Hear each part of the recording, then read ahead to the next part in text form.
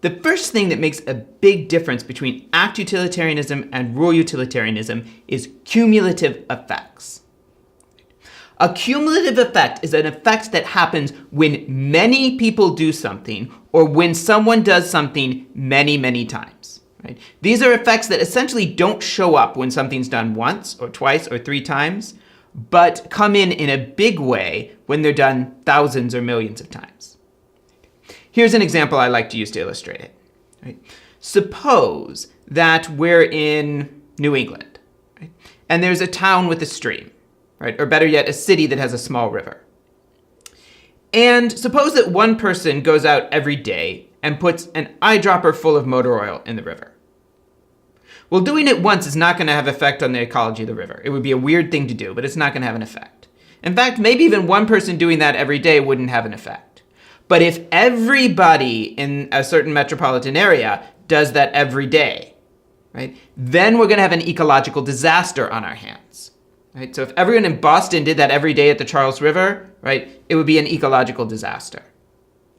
Right? I mean, we have a similar thing with the question of global climate change. Right? Nobody driving their car to work, right, by themselves is causing a problem. Okay, so one person driving his car to work is not making any noticeable difference to the climate.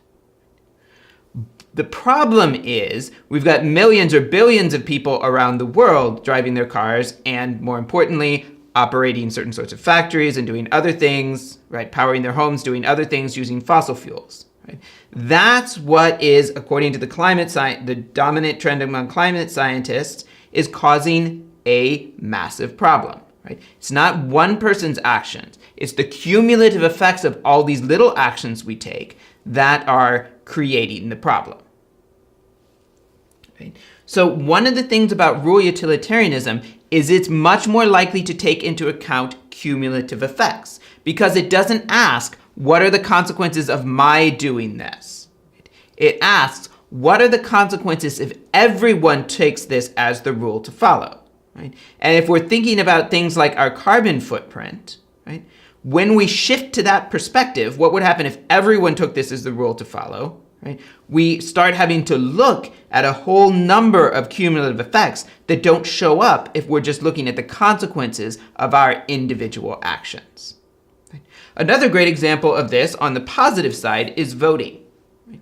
If one person votes, right, in fact, if they're the only person that votes, well, it's not all that much good. Right? It's the fact that millions or billions of people are willing to go to the polls and vote. That's what gives us a healthy, functioning electoral system. Right?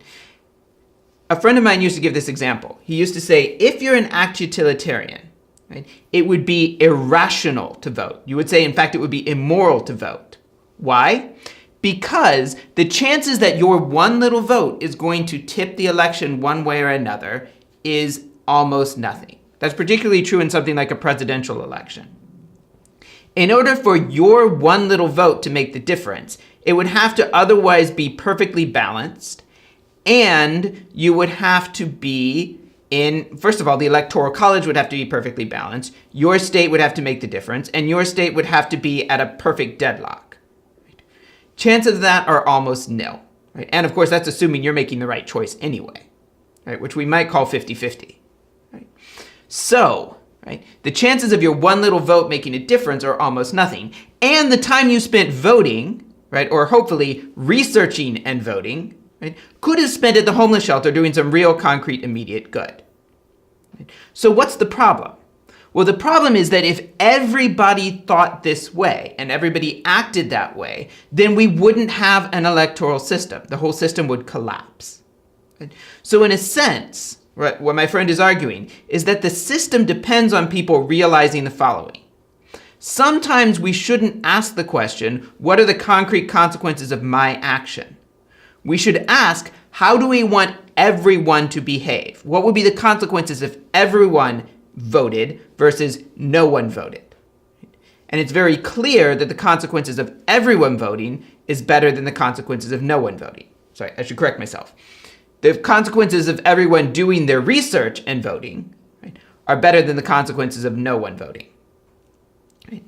So that's an example where it seems very natural for us to say we need to take cumulative effects into account. So what we do is we don't ask ourselves, right, what are the consequences if I do this? We ask ourselves, what rules do we want everyone to follow? And we follow those rules.